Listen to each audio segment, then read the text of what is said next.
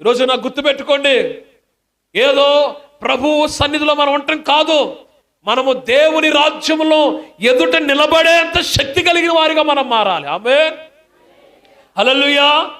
మీరు గుర్తుపెట్టుకోవాల్సిన విషయం ఇదే. ఈరోజు ప్రపంచం తెలుసుకోవాల్సిన విషయం కూడా ఇదే.